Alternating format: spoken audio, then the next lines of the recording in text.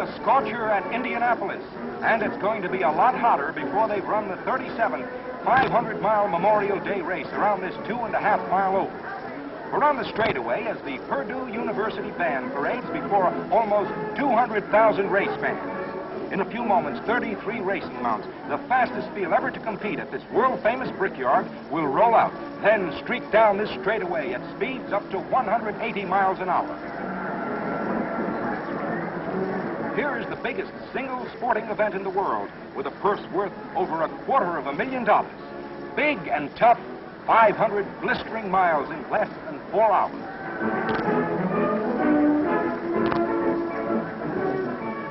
They're rolling them out now. These sleek speed wagons costing more than $30,000 each. 5,500 RPM, more finely tuned than your watch, ready to be pushed to the ragged edge of endurance for car and driver. There they come, the 33 fastest cars out of 87 hopefuls. This is the moment built of hopes and dreams, of months of work and planning.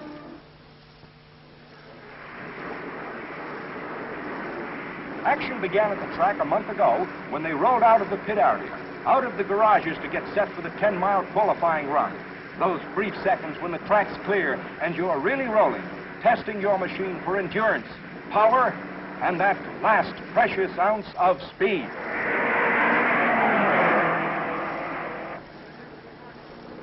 And you never know what's next when you roll out. He's into the first turn too hard.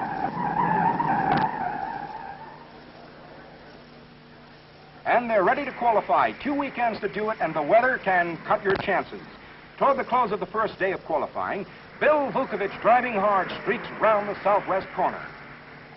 Out of the backstretch, he's pouring it on. The sky is clouding up. His first lap a blazing 139 miles per hour.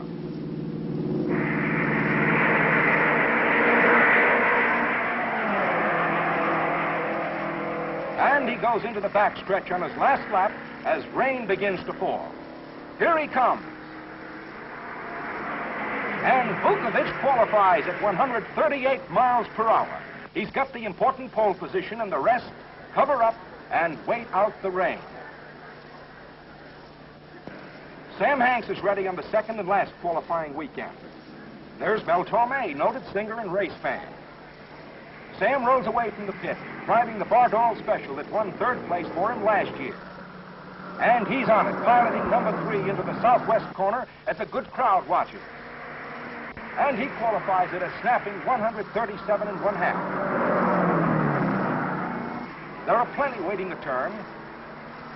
Duke Nalon warms up the Novi Special, the only V8 front drive in the field, and he's away.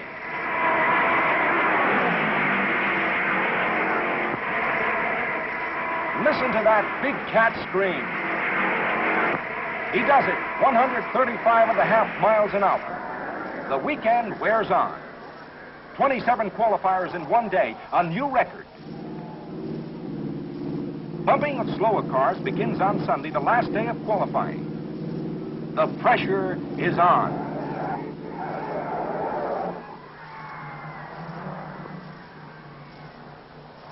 Bill Holland in number 49 gets a second chance to qualify a car after his first mount is bumped. This number 49 has shown no speed over 130. But Holland, Indy winner in 19 and 49, is on the comeback trail. After a fast practice run, he takes the flag, diving into the groove in the south turn. He's really covering ground.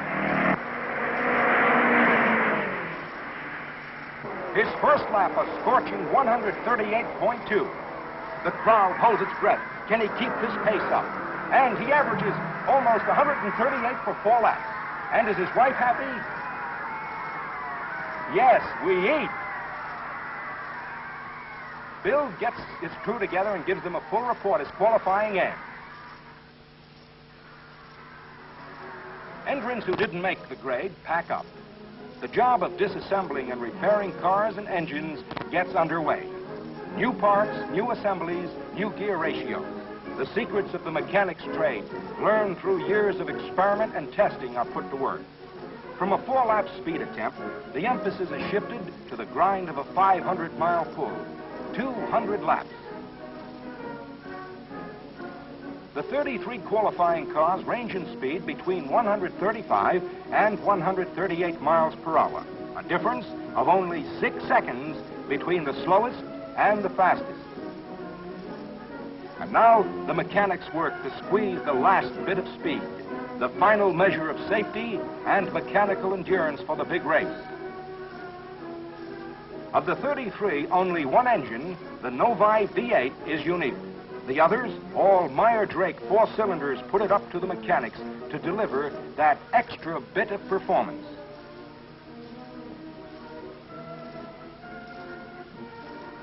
The week between qualifying and race day is spent adjusting and testing, running the track and back to the garages for more work.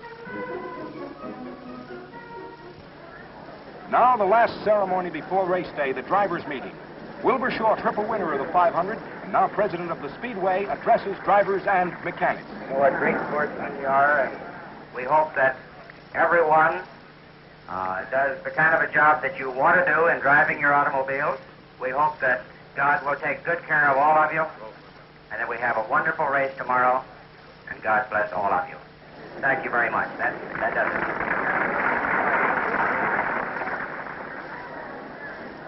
No drivers' meeting is complete without a movie star's footprint, preserved for posterity.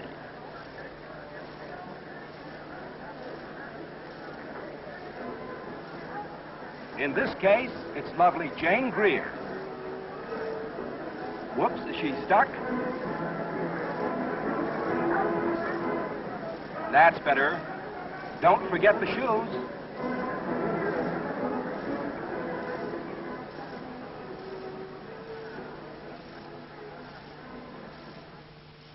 Race morning, 5 o'clock.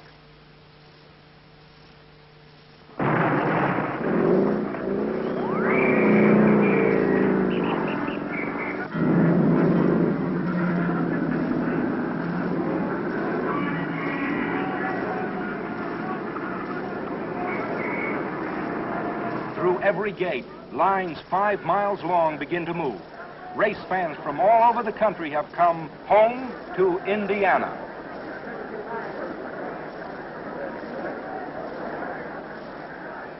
The sun is burning off the early mist. There's a hot breeze blowing.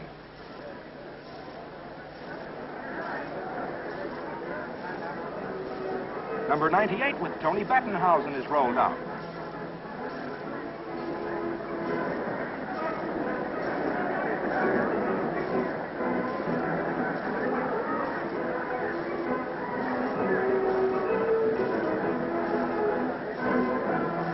There's a headline good every year.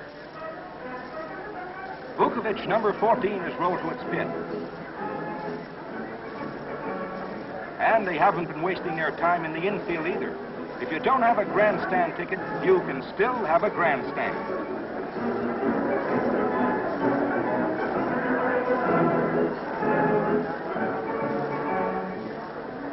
Tear off the plumbing, Dad. We're going to see the race.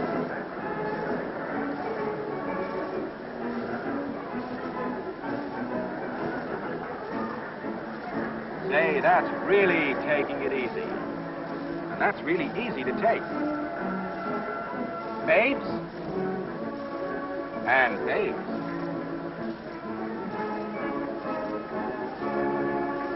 He's seen a lot of races. The crowd is still pouring in. And they're rolling out of the pits to the starting line. Vukovic, nervous and impatient at the pole position. Fred Agabashian, center of the first row. Jack McGrath on the outside. That's Paul Russo. Rosy Cheek Marshall Teague, AAA stock car champion in his first Indy race. Final adjustments. Some drivers have drilled extra holes in the windshield because of the heat. Dwayne Carter looks ready. Duke Nalon driving the Novi in his 10th race. Veterans and rookies alike, tense and waiting.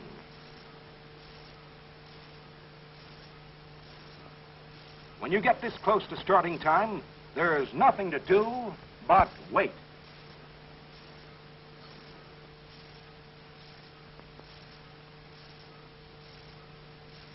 There go the balloons, the traditional ceremony before starting. There's a stiff wind and the temperature's moving into the 90s.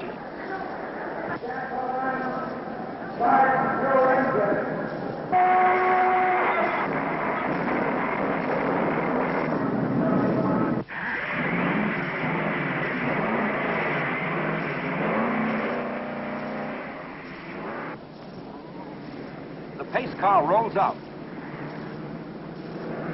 The mechanics scramble back to the pits.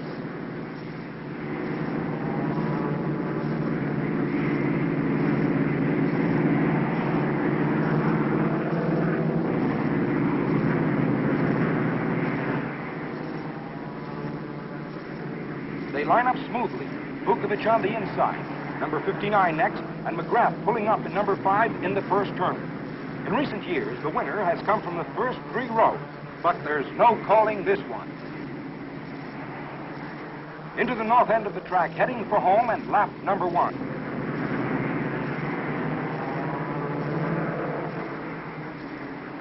The pace car pulls over. The green flag. They're off.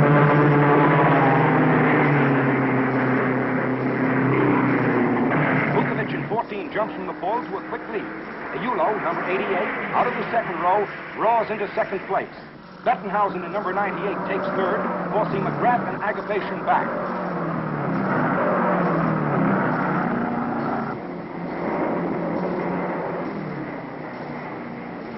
Vukovic sets a new mark for the first lap, an average of 133 miles an hour, almost 180 on the straightaway.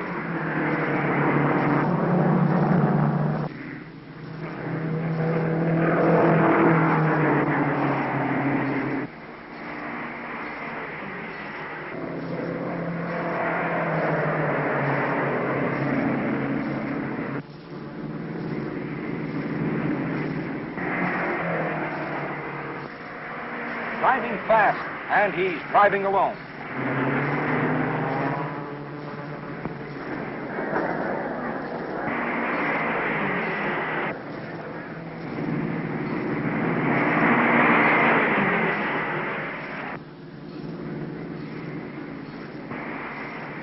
Bettenhausen and Ayulo fight for second place coming into the chute. Here they come. Ayulo has the range, and he squeezes through. Agapation 59 is 4th. Art Cross, Rookie of the Year in 1952, moves up among the leaders. Andy Linden spins. He's not injured, but he's out of the race.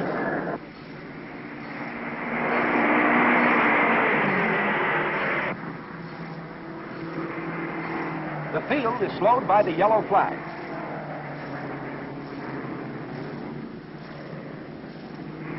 Now they're rolling again. Ayulo in 88 keeps second. Agapation is third. Johnny Parsons, 1950 winner, takes fifth. Sam Hanks in the Bardol Special right behind him. Vukovic gains on the tail of the field. He roars through the first 50 miles in 22.5 minutes. Walt Faulkner pits. Magneto trouble. Mechanics swarm over the engine, fighting to get it back into the running. Walt gets an ice pack for his neck. Man, is it hot. Vuki keeps steaming along. Number 77, Pat Flaherty, moves up on Scarborough.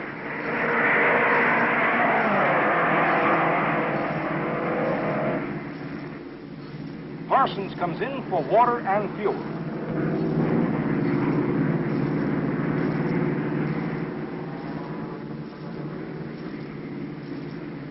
He looks mighty hot with less than a quarter of the race run. Stevenson, the national AAA champ, is out, a leaking fuel tank.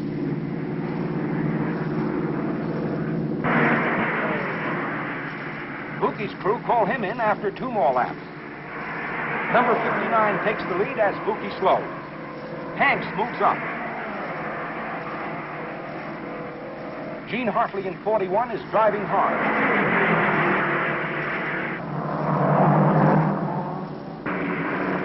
Here's Vuki pitting on lap 49.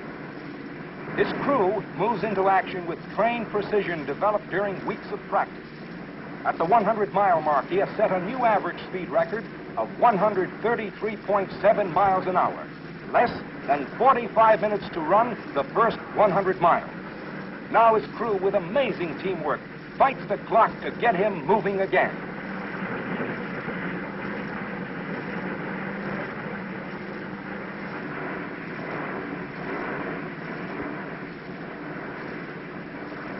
Sam Hanks is fighting Rathman for the lead.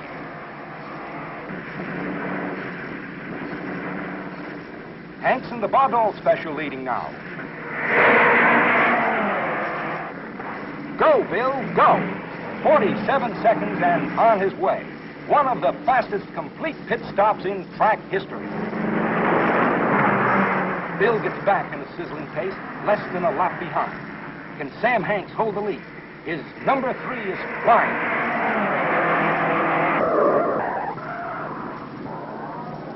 Gene Hartley in 41 hits the wall on the north turn.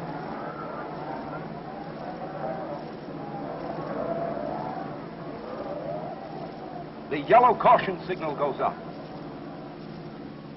Hanks decides to pit as the cars are slowed down. He's gambling his lap prize money against victory. Now Vukovich grabs the lead. It's worth $150 for every lap. Art Crossan 16 is now in second.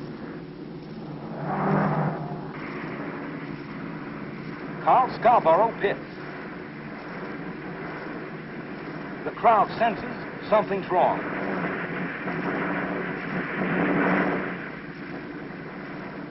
He can't go on. The heat has beaten him.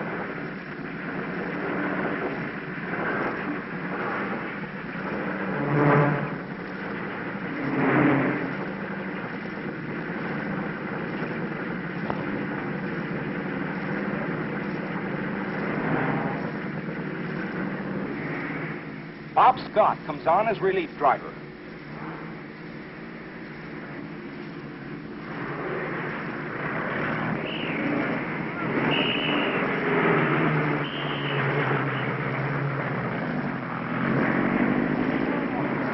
Hanks pressing. Novi stakes off Vukovich. Say, that's one way of cooling off. It's Don Freeland in 38. He's one of the 6 rookies here this year. He's all right, but he's out of the race. And it's number 77 pressing Sam Hanks.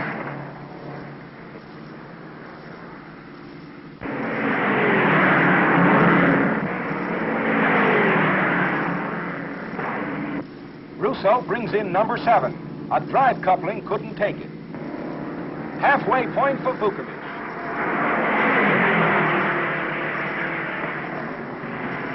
Agabation in 59 holds second. Hanks in number 3 is third. Cross in number 16 fourth. Agabation's crew signal. Paul Russo, out of disabled number 7, pounds the circulation back into his hands, numb with gripping the wheel. Here comes Agabation.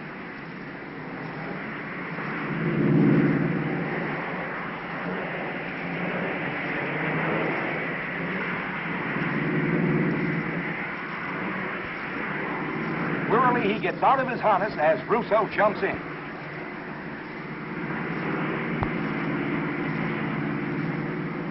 Tough luck, Freddie. And the tempo increases.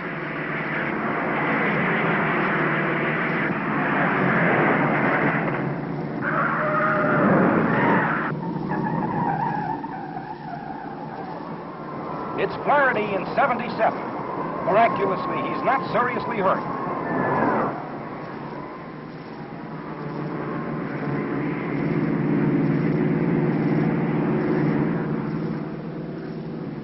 The yellow flag slows the field. Oil from the wrecked car has to be removed from the track.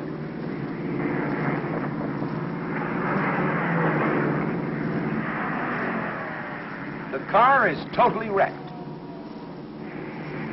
After 285 miles, Vukovich makes his second pit stop. 2 minutes ahead of Art Cross and Sam Hanks, running 10 seconds apart in second and third.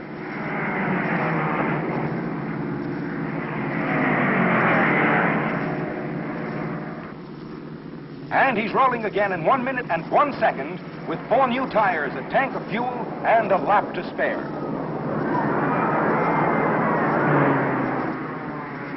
Second place for Art Cross. Buki holds the lead. Bettenhausen's 98 rolls in. Tony slumped in the seat. He's exhausted, unable to move. And while he recovers, Stevenson takes over for him. Watch out, mister. There's no more track over there.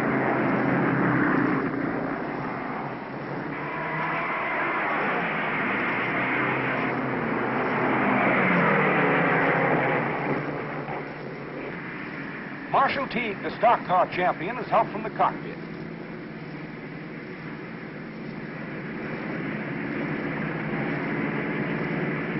Those cheeks aren't rosy anymore.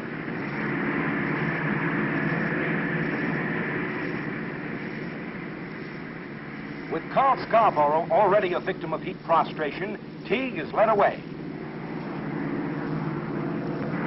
They keep to a blistering pace as temperature on the track soars to 130 degrees.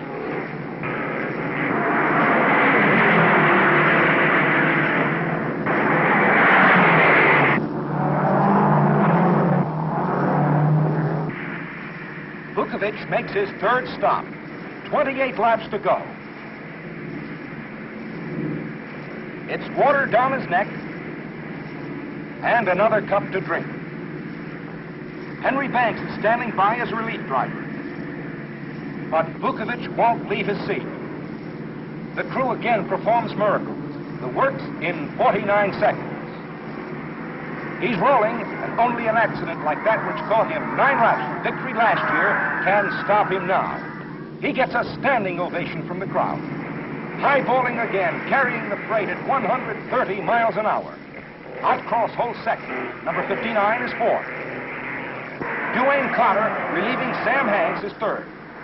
Just look at him go.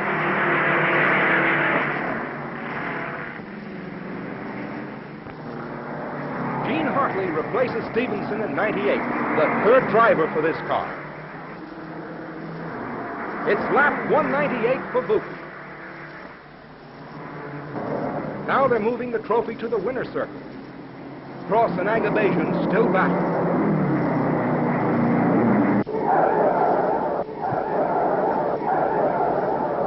Gene Hartley spins into the infield, almost the exact spot where he lost number 41 earlier.